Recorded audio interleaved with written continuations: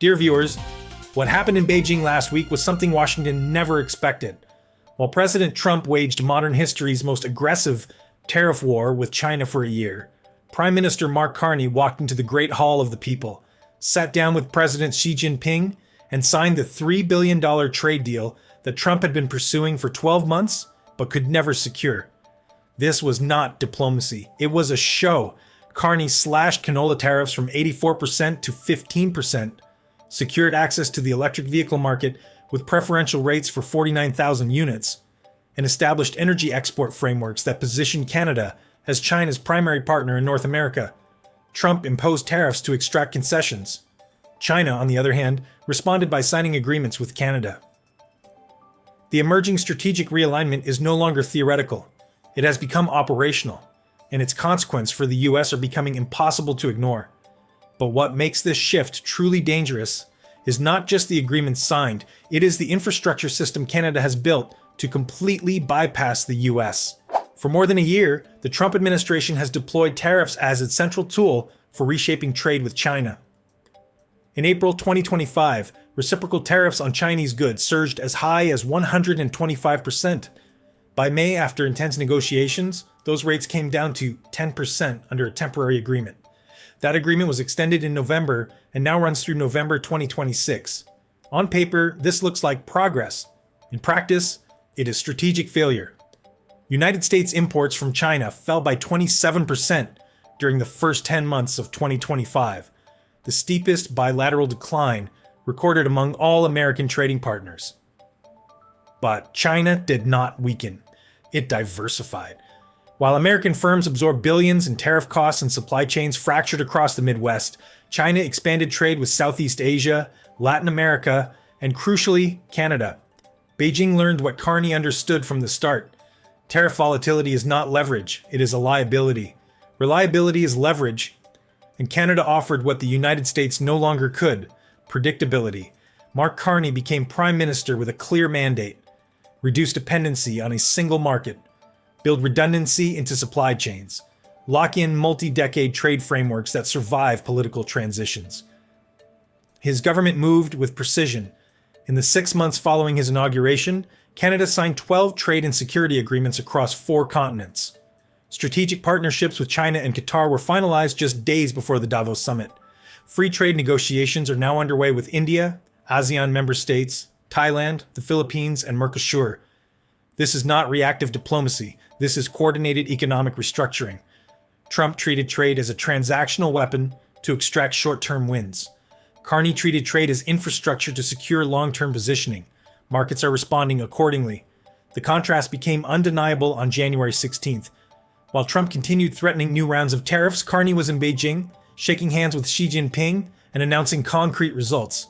Canadian canola producers gained access to a $4 billion market, with tariff reductions worth nearly $3 billion annually in unlocked export value. Chinese electric vehicle manufacturers received quota access to Canadian consumers under controlled frameworks.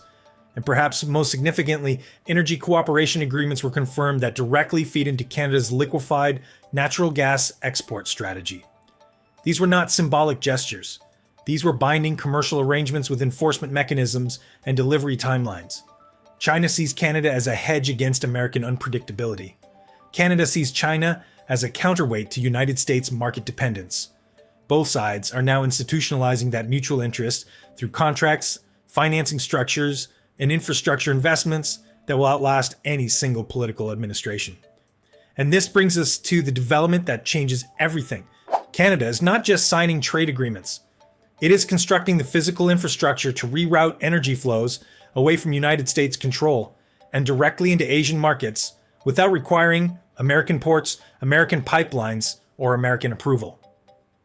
This is the LNG Canada project, and it represents the single largest private sector investment in Canadian history. LNG Canada is a $48 billion liquefied natural gas export terminal located in Kitimat, British Columbia, on Canada's Pacific coast. The facility began commercial operations in June 2025 when it shipped its first cargo to South Korea. The terminal is jointly owned by Shell, Petronas, PetroChina, Mitsubishi, and Kogas. Its current capacity is 14 million tons per year. Phase 2 expansion plans are under active review and would double that capacity to 28 million tons annually by the end of this decade.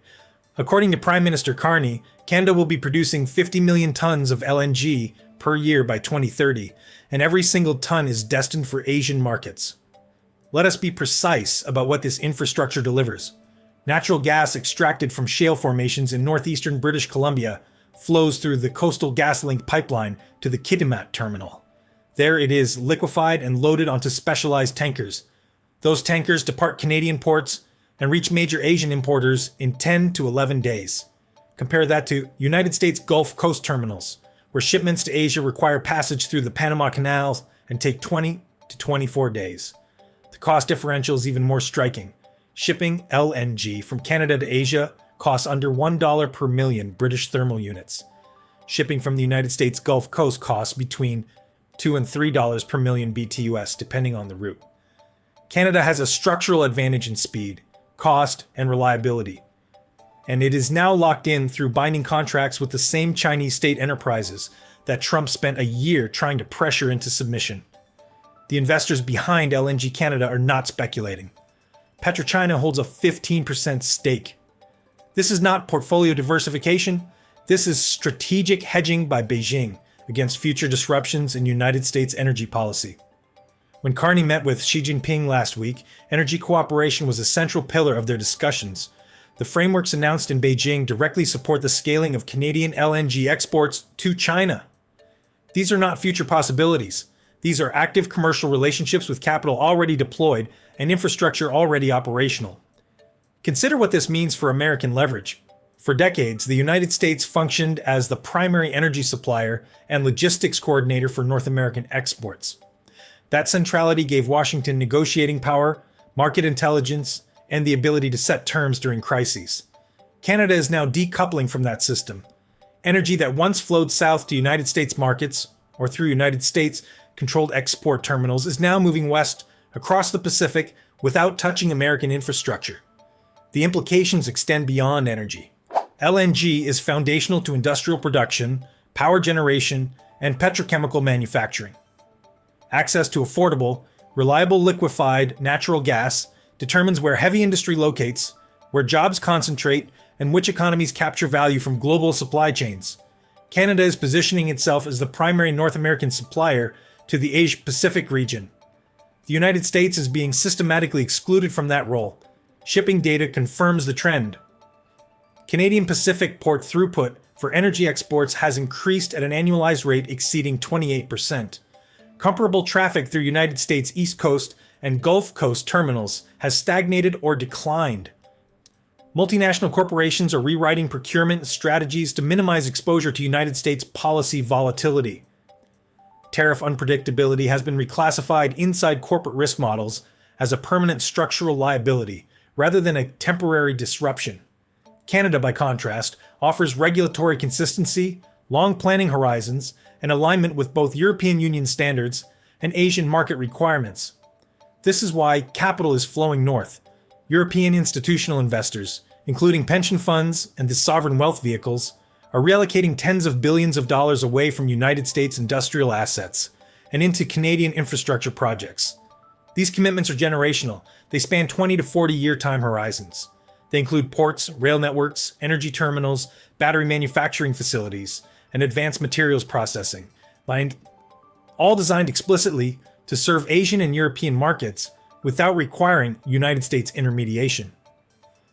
Trump's tariffs were supposed to force realignment. They have achieved the opposite. They accelerated the construction of alternative systems that function without American participation. And once those systems are operational, reversing the shift becomes extraordinarily difficult. Some will argue that Canada remains too small to replace the United States as a trade anchor, and that China will eventually return to American markets once tariff disputes are resolved. This argument misunderstands both scale and momentum. Canada does not need to replace the United States entirely. It only needs to provide a viable alternative for enough trade volume to make American market access non-essential. That threshold has already been crossed. Chinese firms now have confirmed access to Canadian agricultural markets, Canadian energy exports, and Canadian manufacturing inputs under multi-year contracts. These arrangements do not depend on quarterly negotiations or political goodwill. They are embedded in financing structures, locked into supply agreements, and protected by arbitration frameworks that transcend electoral cycles. The cruel irony is that American border communities are now paying the highest price for policies designed to protect them. When Canadian energy exports bypass United States terminals, port cities lose logistics revenue. When Chinese firms redirect procurement to Canadian suppliers, American exporters lose market share. When investment capital flows north to fund infrastructure projects, American workers lose construction jobs. The communities that supported tariff escalation are experiencing the deepest losses from trade diversion. Manufacturing towns across the industrial Midwest face declining export orders. Trucking companies serving cross-border routes are filing for bankruptcy at accelerating rates. Warehousing facilities near major export corridors report rising vacancy rates. And state governments dependent on customs revenue and port-related tax income are confronting structural budget shortfalls. Trump promised to restore American economic strength through confrontation. What he delivered was a playbook for competitors to build parallel systems that render American leverage obsolete. Canada did not defeat the United States through military force or ideological confrontation. It simply offered the world what America no longer could: stability, predictability, and infrastructure designed for the long term. While Washington weaponized trade relationships, Ottawa institutionalized them. While Trump imposed tariffs to extract concessions, Carney signed agreements to lock in access. The result is not a temporary shift. It is structural realignment that will define North American trade architecture for decades. The LNG terminals are operational, the rail networks are expanding, the contracts are signed, and the capital is committed. This infrastructure will outlast political cycles, survive economic downturns, and continue functioning regardless of who occupies the White House or Parliament Hill. Canada secured its independence, not by confronting American power, but by making American approval irrelevant. And in doing so, it demonstrated a principle that markets are now internalizing across every sector. In the modern global economy, influence is not built through threats. It is built through reliability. Canada no longer needs to ask for permission